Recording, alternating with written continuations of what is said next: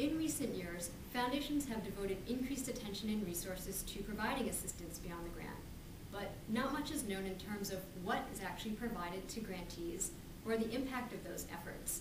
And missing from many conversations are the voices of the very organizations that foundations are trying to help, the grantees themselves.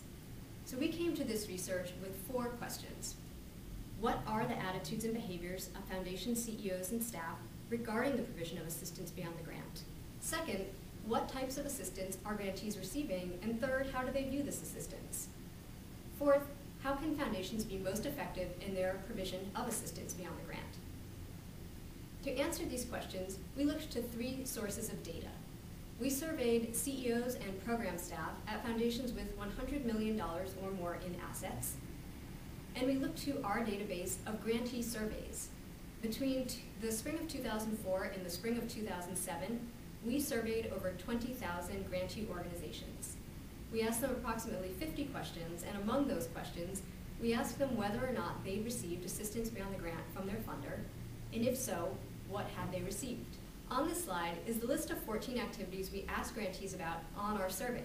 And we asked grantees whether or not they received each one of these 14 different activities, including general management advice, introduction to leaders in their field, or staff management training. Our first finding in this research is that foundation staff do believe providing assistance beyond the grant is important in order for them to create impact, but they don't know very much about the actual results of the assistance that they provide.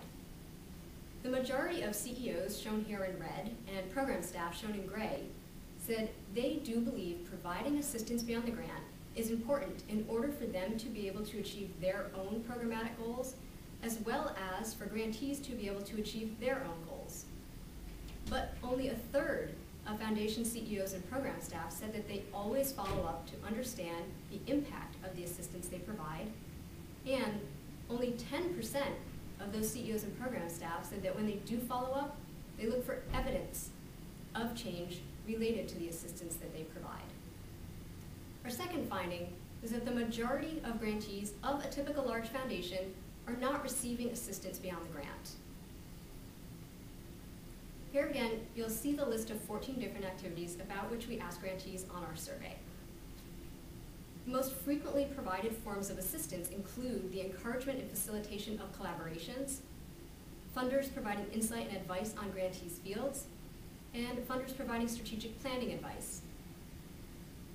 Some of the less frequently provided forms of assistance include assistance with developing performance measures, providing staff management training, and providing information technology assistance.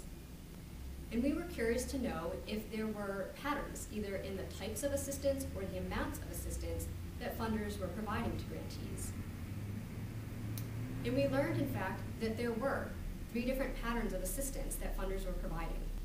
By little assistance, we mean that these grantees were receiving, on average, 2 to 3 different types of assistance activities from that list of 14 activities that we looked at earlier.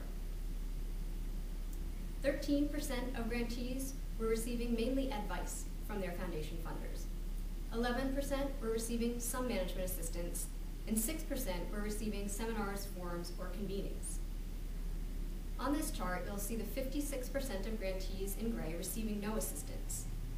In yellow are the 30% of grantees receiving little assistance. In orange, you'll see the 5% of grantees receiving what we called a field-focused pattern of assistance. On average, these grantees were receiving 5 different activities from that list of 14 activities, 4 of which tended to be focused on the fields in which the grantees were working. In blue are the 5% of grantees receiving a comprehensive pattern of assistance. These grantees were receiving, on average, 8 to 9 different forms of assistance from their funder. They were receiving some management assistance, some field-focused assistance, and some other forms of assistance from that list. No grantee receiving a comprehensive pattern of assistance received fewer than 6 different types of assistance from their funder. And we found that providing just 2 or 3 types of assistance does not appear to be very effective. It's only in the minority of cases when grantees were receiving either a comprehensive pattern of assistance or a field-focused pattern of assistance that they're reporting having a substantially more positive experience with their funder than grantees receiving no assistance at all.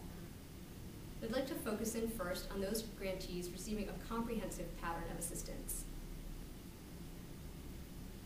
Grantees were asked to rate each one of these dimensions on a scale from 1 to 7, where 1 was the lowest rating and 7 was the highest. The blue bars represent the average of grantees receiving comprehensive assistance, and the gray bars represent the averages of grantees receiving no assistance at all. And you'll notice in these averages that grantees tend to use the higher end of our scales. Receiving a grant is, in general, a positive experience for grantee organizations.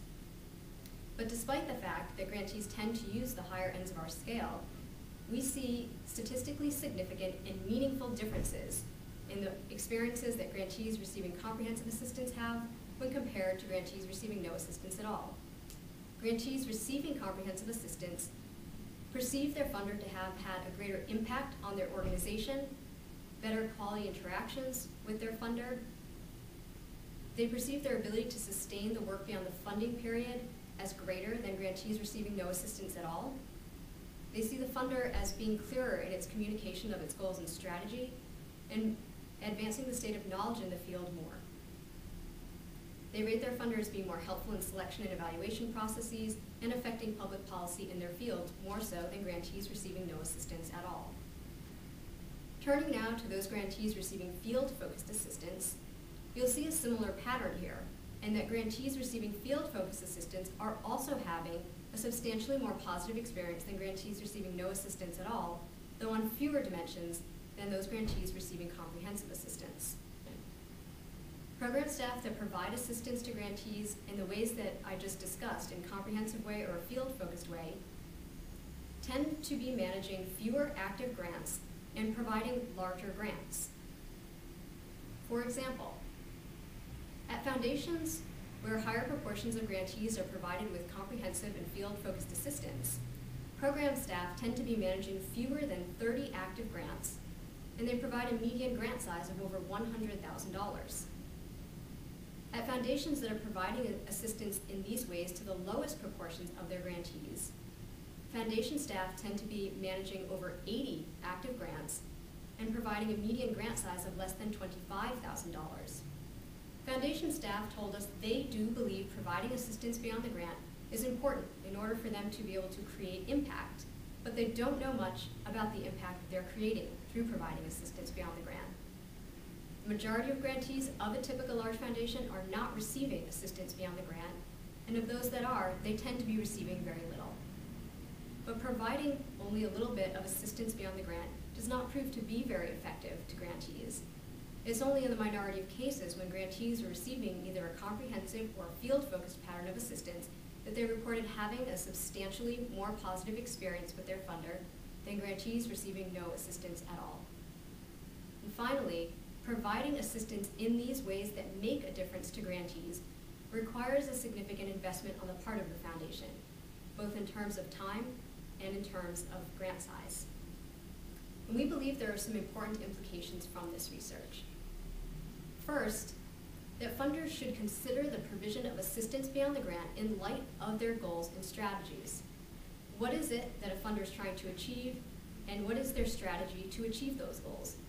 If it doesn't make sense to incorporate the provision of assistance beyond the grant into the strategy, it may make more sense not to provide assistance beyond the grant.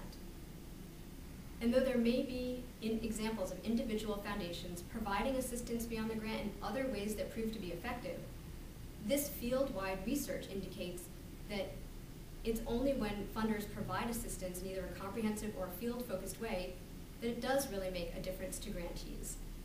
If you are going to provide assistance beyond the grant, use the foundation's limited resources wisely. Concentrate efforts on providing assistance on a smaller number of grantees rather than providing a little bit of assistance to many grantees. And finally, assess the impact of the assistance that you provide. It's the only way you'll know if you're having the kind of impact that you hope to be having through providing assistance beyond the grant. Otherwise, you may be wasting precious resources.